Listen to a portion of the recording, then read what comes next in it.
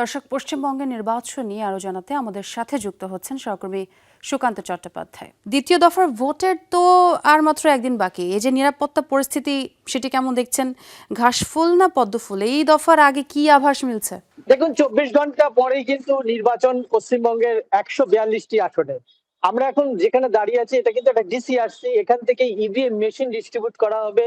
বিভিন্ন যে বিধানসভা রয়েছে তাদের এই যে ইভিএম গুলো এই কাউন্টার থেকেই দেওয়া হবে। এর পাশে রয়েছে কিন্তু এই টোটাল চত্বরটা কিন্তু কেন্দ্রীয় বাহিনী ঘিরে রেখেছে। পেছনেই আছে আমার স্ট্রং রুম।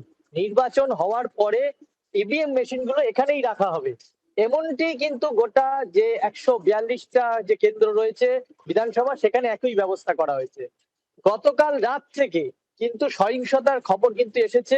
কিছুক্ষণ আগে তৃণমূল সাংসদ মিতালি বাগ, তার গাড়িতে আক্রমণ হয়েছে। সব মিলিয়ে কিন্তু একটা উদ্বেগের মধ্যে রয়েছে রাজ্য নির্বাচন কমিশন।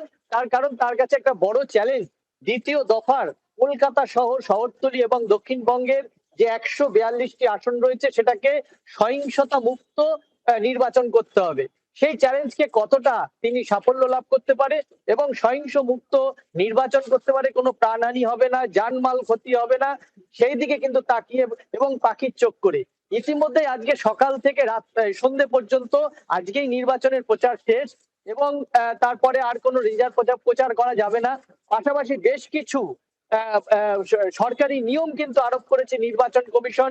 যেমন মোটর বাইক চালানো যাবে না, কোনো প্রকাশ্যে মিটিং মিছিল করা যাবে না, টাকা বিলি বা ভোটারকে কেনার কোনো প্রক্রিয়া করা যাবে না, এমনটাও কিন্তু নির্দেশিকায় জারি করা হয়েছে। এখন দেখার যে আগামী 29 তারিখ নির্বাচন কতটা শান্তিপূর্ণ এবং অবাধ হয়। সুকান্ত, আপনাকে অনেক ধন্যবাদ।